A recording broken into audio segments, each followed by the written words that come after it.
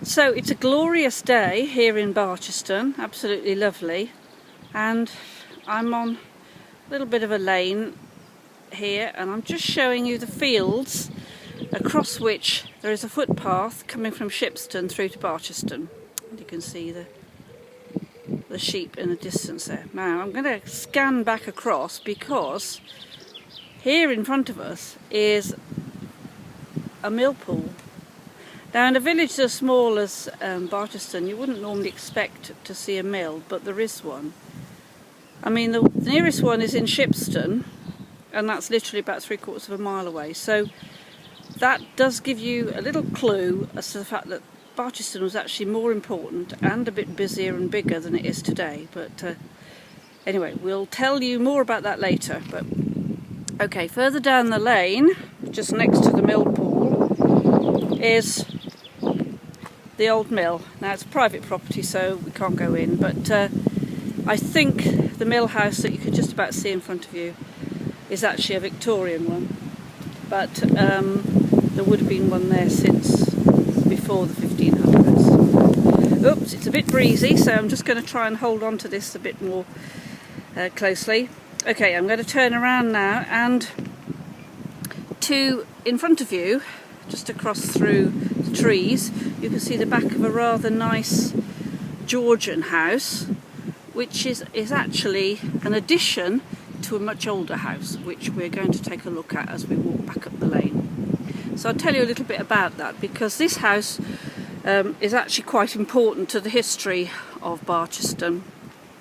I don't know whether anyone of you may have heard of it, but there is something called the Barcheston tapestries, or maybe the Sheldon tapestries, and they're actually quite famous. Not quite as famous as the Bayeux, but along the same sort of lines. So basically, about 1570, 1580, an individual called William Sheldon bought the house that you can see in front of you, and I'll show you a bit more of that around the corner. And he basically set up a weaving business here. So you can see there's a bit of garden as well as we go round. And he set up the weaving business in his house. Now there was some discussion about whether he could have kept the business going in his house, because it isn't a very big house, but that's where it's all started. And basically he brought a gentleman down from Queen Elizabeth I's court. He was a Flemish arras maker, so he basically nicked Elizabeth I's personal weaver and brought him down here. So this is the house that he had, which as you can see is rather lovely, and it's been added to on the side.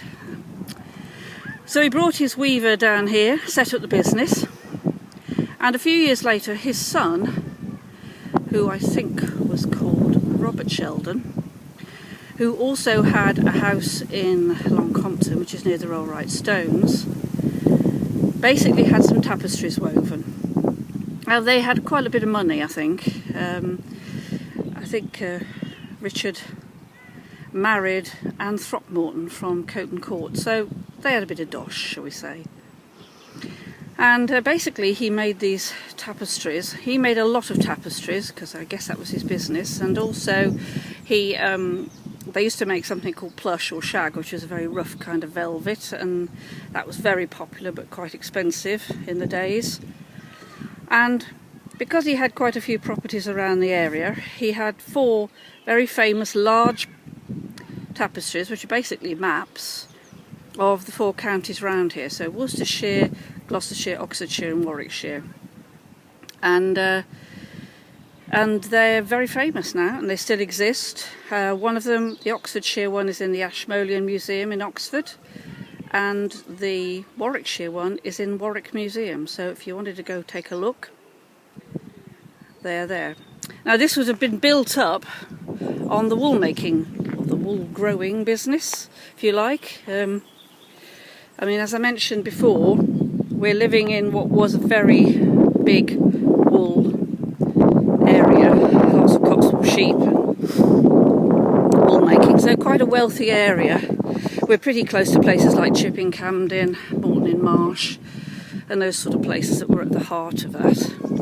And so now we're just walking past some of the farm buildings that would have been attached to the house I've just shown you, and they've all been converted into dwellings now. So we're just going to pan across here, and now we're going to have a quick look into this little field. I've been told on good authority there's some black sheep here, so oh yes, here they are. Look at those, fantastic, aren't they beautiful?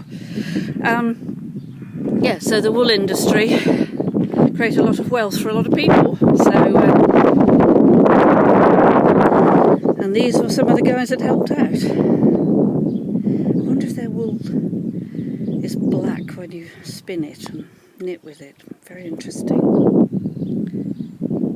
So Barcheston was obviously a much bigger place than it is now, and although there's only about half a dozen houses here now, this field and the ones just following on up the lane on the right hand side would have had houses on them, and it would have been called, I think it was called home ground, somebody said. It still is.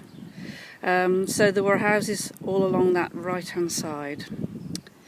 And just across in front you can see the back of the old rectory, which is a nice Georgian mansion. We'll take a look at that from round the front in a moment, but just for a moment I'm just going to pootle around the corner with Bluey with my bike, and I'll give you a little report on the church as well.